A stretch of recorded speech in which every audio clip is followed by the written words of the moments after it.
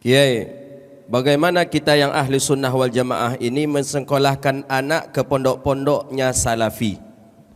Hukumnya haram, nggak boleh. Pertegas lagi Kiai. Jadi menyekolahkan anak-anak ke lembaga-lembaga di luar ahlus sunnah wal jamaah itu hukumnya haram. Haram. Haram. Alhamdulillah wassalatu wassalamu ala rasulillah wa ala alihi wa sahbihi wa mawalah amma ba'd. Pada kesempatan ini kita akan menanggapi ya tentang pendapat salah seorang ustaz aswaja yang mengatakan haram menyekolahkan anak kita di lembaga Wahabi. Nah, ini lumayan ekstrim ini ya. Saya tidak tahu, mungkin ya bisa jadi sama ya. Mungkin ulama aswaja mungkin ya nih tidak setuju, ya mungkin ulama salafi juga tidak setuju atau berpendapat bahwa haram sekolah di sekolah aswaja. Mungkin pendapat Wahabi atau Salafi, ya bisa jadi ini ya seperti itu. Ya. Kenapa? Karena mereka saling menyesatkan. Nah ini yang jadi masalahnya. Karena ulama aswaja misalnya menganggap Salafi atau Wahabi sesat, ya otomatis mengharamkan untuk sekolah di lembaga Salafi atau lembaga Wahabi.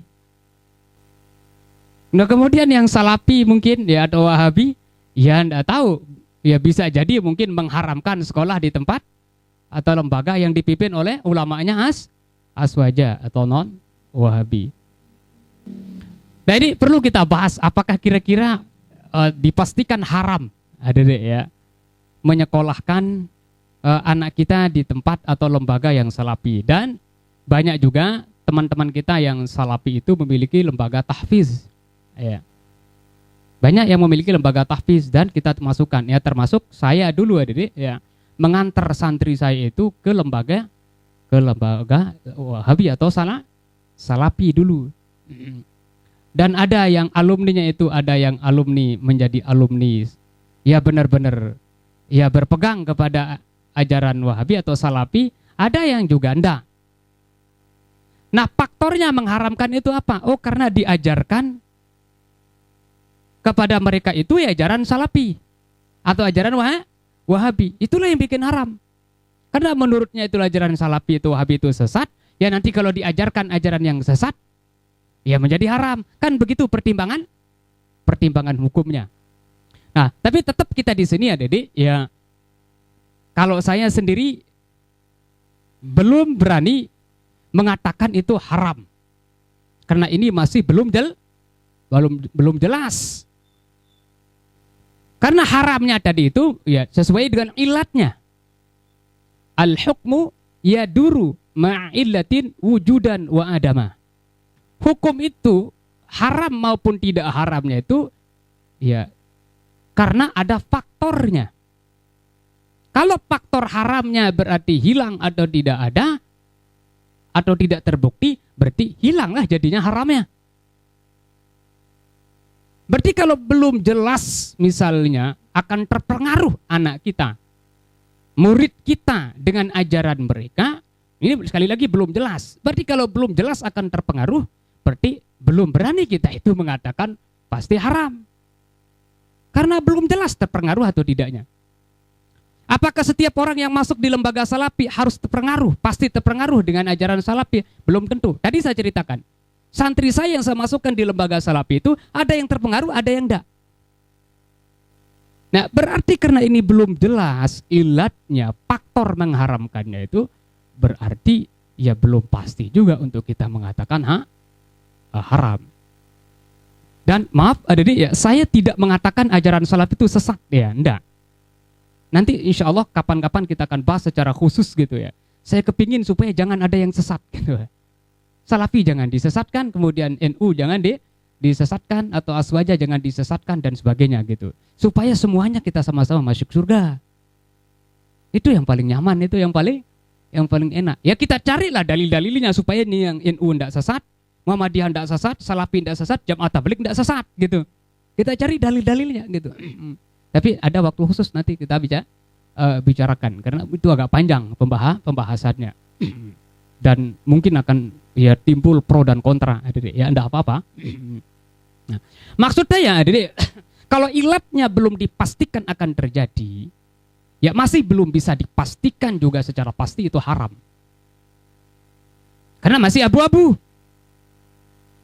Apakah ada buktinya Ustadz bahwa orang-orang yang dimasukkan ke lembaga salafi tidak ikut menjadi salafi? Banyak.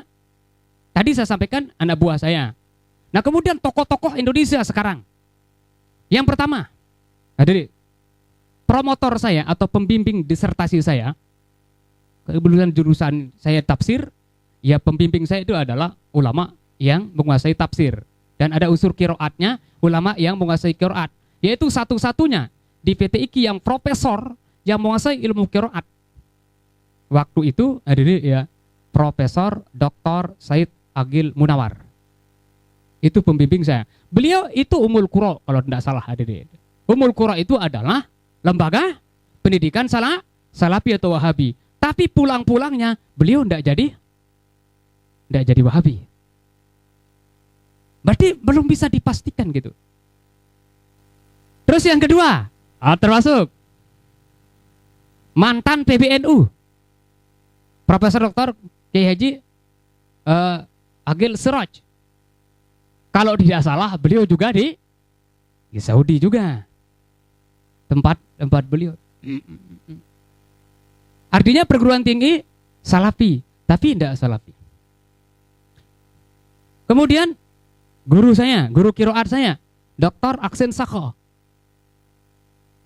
Itu kalau tidak salah hadirin alumni Madinah. Kalau tidak salah nih. Beliau alumni Madinah, tapi tetap beliau itu aswajanya kuat, kental gitu. Padahal alumni sana. Yang paling populer sekarang itu Habib Rizik. Habib Rizik kalau tidak salah di Ibnu Saud tempatnya selesai. Ya lembaga Salafi juga gitu maksudnya ya. Lembaga pendidikan Salafi. Tapi tetap itu aswajanya masih bisa dipertahankan. Yang sudah wafat almarhum yang terkenal di bidang hadis ya. Yaitu Profesor Dr. Mustafa Yaqub almarhum rahimahullah. Beliau tidak salah juga sekolahnya di Saudi, tempat pendidikan Salafi. Tapi tidak menjadi Salafi, tidak menjadi Wahabi. Berarti ilatnya menjadi haram itu berarti hilang. Iya. Oh, mungkin beralasan, karena itu orang-orang yang sudah dewasa. Maksudnya ini anak-anak kecil, mungkin gitu ya. Berarti ya harus dipisah dong. Jangan sampai semua yang sekolah di lembaga Salafi menjadi haram. Oh, kalau anak kecil, ya. Apakah pasti juga anak kecil kalau misalnya masuk di lembaga Salafi harus menjadi Salafi? Ya belum tentu juga, apalagi anak kecil, gampang dirubah lagi nanti setelah balik gitu. Nah oleh sebab itu, adik semua, ya sekali lagi saya di sini tidak mengatakan bahwa Salafi itu, lembaga Salafi itu sesat. Dengan sebab itu kemudian kita mengatakan tidak boleh untuk menyekolahkan anak di sana. Saya tetap kembali kepada al-hukmu yaduru ma'ilatin wujudan wa adamah. Berarti kalau misalnya ulama-ulama aswaja yang menganggap misalnya ya itu ajaran salaf itu sesat sehingga haram kita sekolahkan anak kita di sana karena faktor diajarkannya nanti faktor diajarkannya kepada mereka itu ajaran-ajaran salafi sehingga terpengaruh. Nah, ini ya perlu kayaknya untuk dipastikan untuk menjadi haram ya perlu didiskusikan kembali karena tadi sudah saya ungkapkan contoh-contoh ya ada orang-orang yang belajar di tempat salafi tapi ternyata tidak berubah menjadi salafi. Berarti ilatnya ini yang jadi permasalahan. Karena belum jelas, namanya berarti belum jelas jadi ya. Sesuatu yang syubhat itu jadi belum nyampe kepada haram tapi masuk ke dalam makruh. Sekali lagi, sesuatu yang masih syubhat atau belum jelas, itu belum bisa dikatakan untuk menjadi haram. Berarti masuk dia itu dalam kategori makruh. Dan saya juga jadi tidak mau mengatakan bahwa bukan berarti saya berpendapat makruh untuk apa? Untuk menyekolahkan anak kita di lembaga salafi. Saya tidak mau mengatakan ini haram maupun apa? Maupun makruh. Cuma ya perlu kalau kita mau mengatakan haram ya perlu dipertimbangkan kembali lagi karena ilatnya faktornya itu kalau tidak ada berarti belum masuk ke dalam haram. Nah, berarti kalau masih syubhat itu mengarah kepada makruh. Andai kata misalnya mau berpendapat bahwa ya menurut ulama aswaja tadi itu mengatakan itu bahwa ajaran salafi itu adalah ajaran yang sesat. Tapi sekali lagi ya Didi ya saya masih punya keyakinan kayaknya ulama-ulama ini ya kurang pas kalau mereka ini ulama-ulama kayak sekelas Sudais gitu ya di Masjidil Haram kemudian dianggap menjadi ulama yang sesat. Kemudian pendiri NU, kemudian Syekh Zainuddin misalnya pendiri Nahdlatul Wathon misalnya pendiri Aswaja yang bermanhaj Aswaja kemudian kita mengatakan mereka itu adalah ulama-ulama yang sesat gara-gara perbedaan pendapat walaupun itu dalam masalah akidah ya. Oleh sebab itu ini hanya sekedar apa dari ya penyampaian saja. Saya tidak mau punya statement ini haram atau ini makruh atau ini sesat atau tidak. Cuma saya ingin menyampaikan bahwa untuk memastikan ini haram adalah perlu dipertimbangkan dan ya perlu melihat asbabnya atau faktornya atau ilatnya juga. Ya, terima kasih Dedi ya. Ini yang bisa kita diskusikan pada kesempatan yang sangat mulia ini. Ya, yang baik itu datangnya dari Allah Subhanahu wa taala, yang kurang pas yang tidak baik tentunya datang dari kelemahan saya sendiri. Wallahul muwaffiq wal hadi ila sabilir rasyad. Wassalamualaikum warahmatullahi wabarakatuh. Wa fir'aun dzil autad alladzina taghaw fil bilad